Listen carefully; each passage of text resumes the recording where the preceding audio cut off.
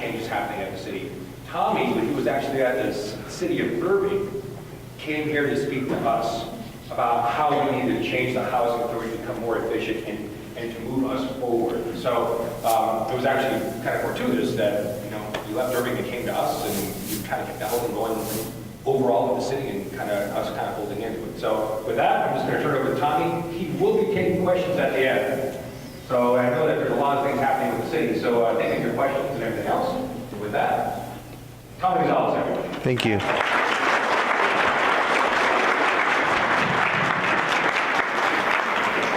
Thank you. He's got a lot of energy, doesn't he? How do you keep up with that? Just do it, huh? Well, thank y'all. I have been out here and spoken several times, and really, first of all, I wanted to thank all of you for the good work that you're doing.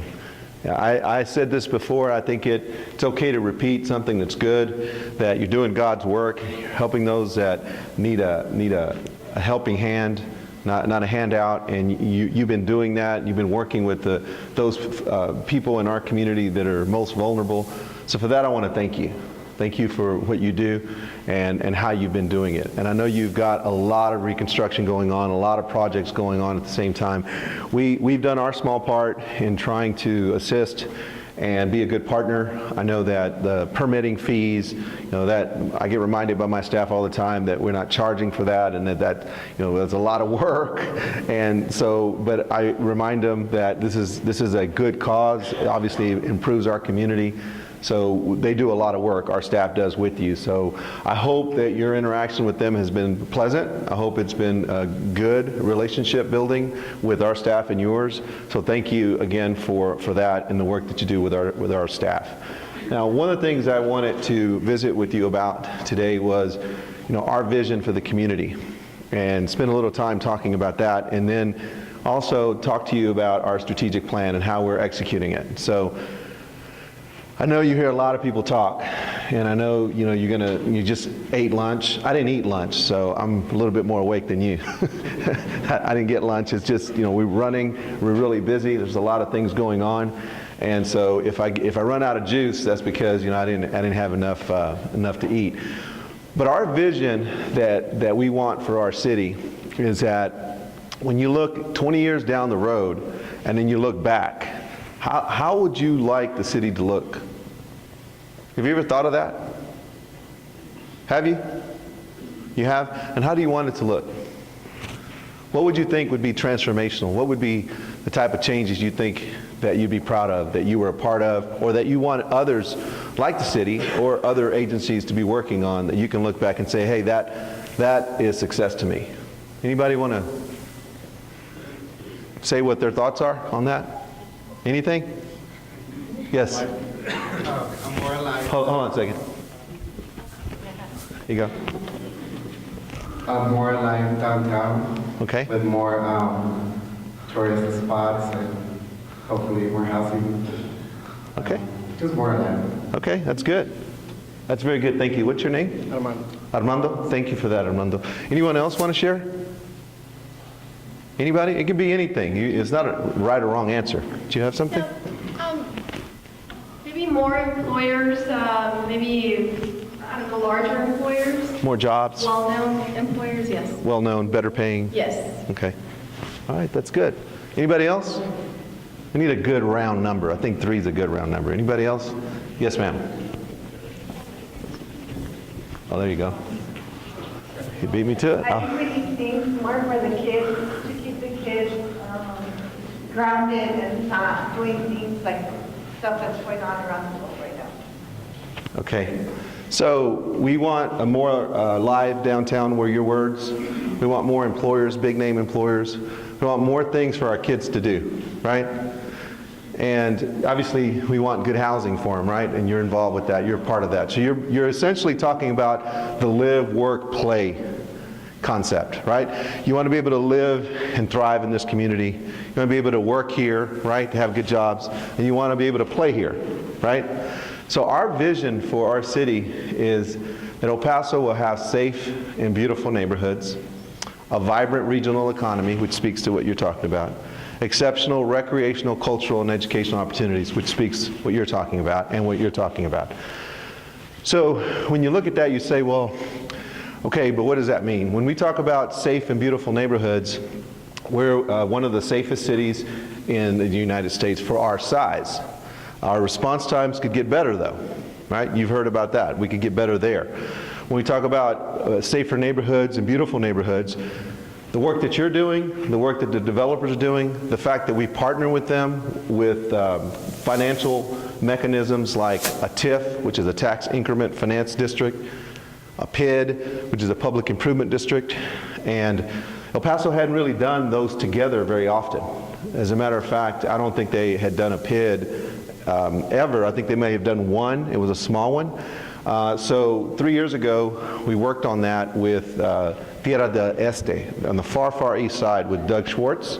So we teamed up the TIF and the PID to come up with enough money to do that 2012 project correctly. So we are really kind of putting these things to work when we talk about safe and beautiful neighborhoods, a vibrant regional economy. I'm going to talk to you about the amount of jobs that we've created. And the amount of jobs we've created in the last 3 years is over 10,000. It's closer to about 12,000 jobs that we've created. Half of those we expanded, the other half we brought in new.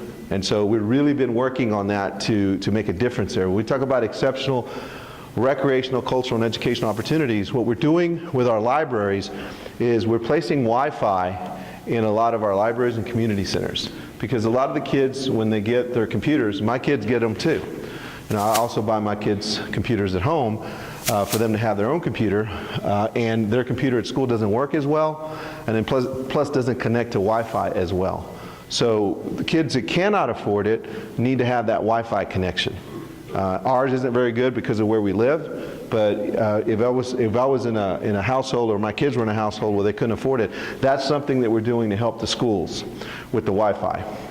The other thing, when I talk about exceptional recreational opportunities, we brought in a concept with spray parks, true spray parks, not spray pads. You know, there's a couple of spray pads. There's one spray pad at San Jacinto. There's a spray pad at the Fountain at Ferris.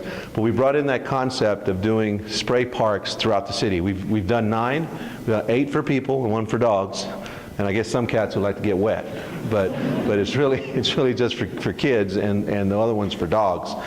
The other thing that we're bringing, and I'll show you some photos later in the presentation, is we're bringing in regional water parks. We were calling them regional aquatics facilities, but that was confusing some of the new council members and our mayor. They wanted us to change it to something that was more like what it was. So it's like a small water park, a small water amusement park. So if you can imagine a lazy river, if you can imagine a playground in the water, water cannons, if you can imagine these large slides, a volleyball net in the water, a climbing wall where kids can climb and then fall back into the water, and even water surfing, a surf rider that we're going to install on the one on the east side. So if you think about that, I don't know if you can imagine that. We're going to show you some photos of that. That is the power behind having a vision, like you have a vision for how you want to transform this community with regard to housing. That speaks to a strategic plan, having a plan and executing it, and maybe it being a little bit different, but those things speak to the 3 things we've talked about. I haven't talked about downtown. I'll talk about downtown. But those things speak to what you say are important to you. Jobs are important, downtown coming more alive, and then things for kids to do in this community. The other thing that's very, very important is when we look at our economic development strategy and we talk about how are we going to grow as a city. So what I'm going to share with you is some of the work we've done in economic development, and really talk to you about some of the recognitions that we've received based on some of the results that we've been able to achieve. So when you look at some of the things that we've been able to do, I talked about the 12,000 jobs that we've added. And we're still growing those number of jobs. So you've got 12,000 jobs added in 2016 alone. And that's talking about overall. So when you look at the number of jobs that have been created, and you look at a statistic about how we rank with other cities in the state of Texas, we came in 2nd this past year in the fastest job growth, only to Dallas, Plano, and Irving. And that was the hottest market. We were right behind them. The other things that I think you're contributing to, that we're contributing to, that we're working collectively with one another is being best city for raising a family, number 3 in 2016. In 2017, we were named best places to live in the U.S. for quality of life. Again, I think we're both working together on that to make that a reality. In 17, we were ranked number 1 best run city in the state of Texas. So I think all of these things are important, but they're not important if you don't obtain a result, one that's meaningful, one that's productive, one that you can see as ways where we can grow our community. So our narrative for El Paso, a lot of the different folks, the retailers that we try to attract to El Paso, they look at El Paso as a bedroom community. They look at El Paso as one that's right by the border. We're a poor city. I'm not saying that. That's how others view us. So we took some of those challenges and made them into things that we could really sink our teeth into and really compete with other cities. So one of the things that we have been working on is how can we take advantage of the fact that that's how we're viewed? How can we take advantage of the fact that we're very young? When you look at our average age in El Paso, it's 31 years of age. So when you look at the millennials and you look at the single most important thing for millennials is quality of life. And you look at some of the things we've been doing. Some of the things that we've been doing are speaking to the skilled workforce labor that we've created, a quality of place with our infrastructure with the 2012 bond package, the quality of life, quality of place amenities that we've improved throughout the city that I'm going to talk about later. And then also our educational system and working with the school districts and also working with other entities that are talking about charter schools and those other opportunities that exist here in El Paso. These are our key sectors that we work on as a city. And one of the areas that we've been really focused on is bringing in new to market opportunities. So 3.5 years ago, we didn't have a Whole Foods. We didn't have a Cabela's. We didn't have a Dave & Buster's. We didn't have an Alamo Draft House. We didn't have a Top Golf. We didn't have a Ruth's Chris Steakhouse. Now we do. We've been more aggressive with incentives. I don't know how you feel about incentives. I'm not a fan of incentives.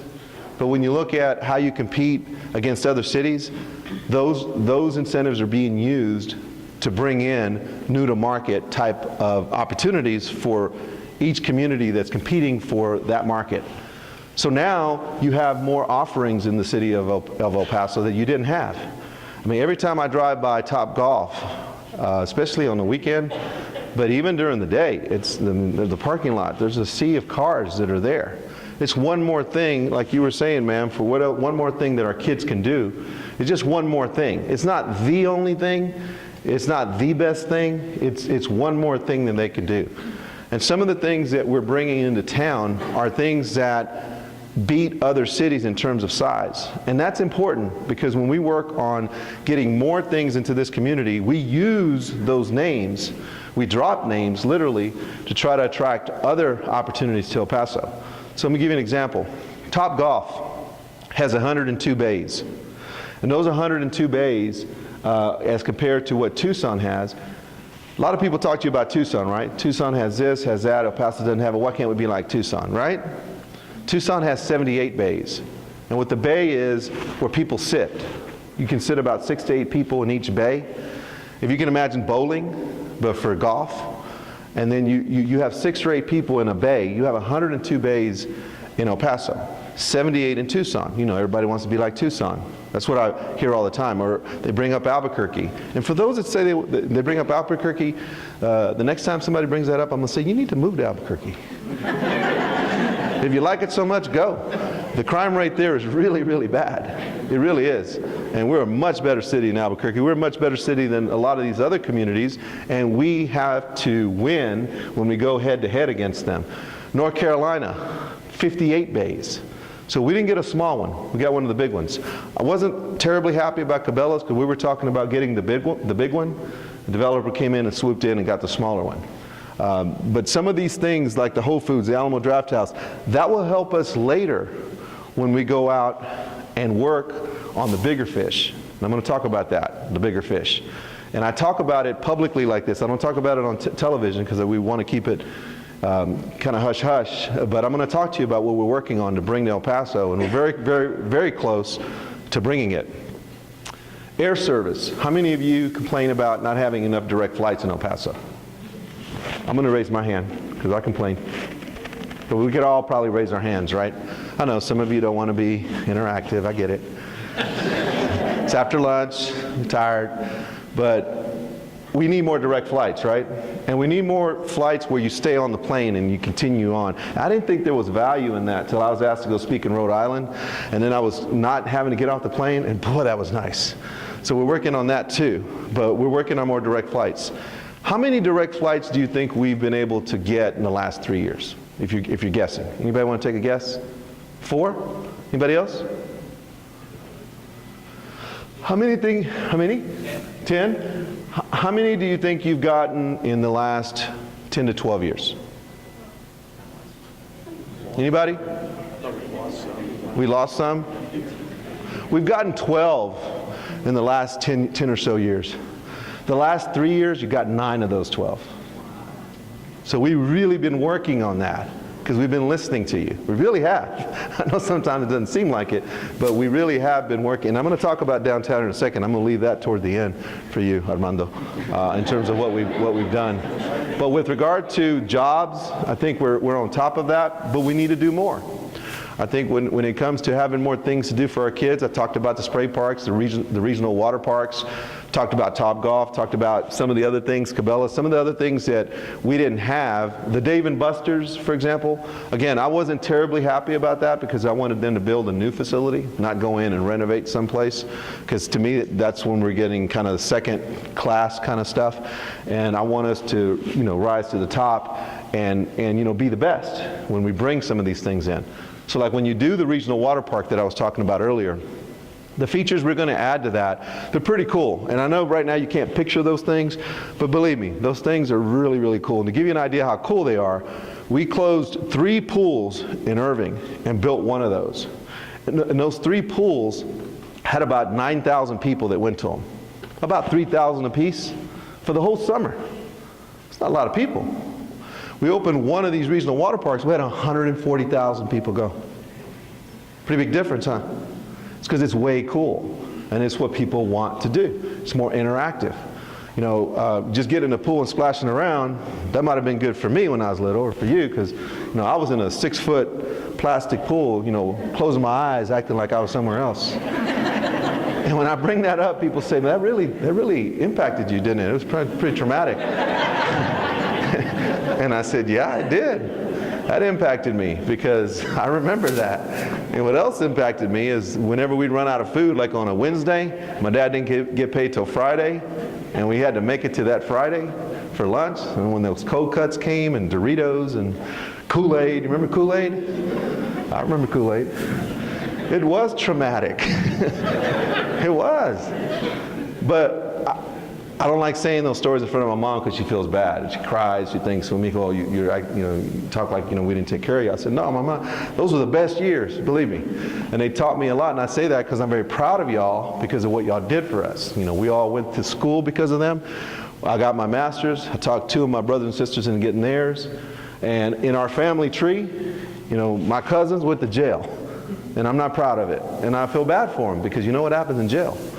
I always tell my son, don't go to jail. There's always somebody bigger than you in jail. And you know what that means. And that's not a good thing.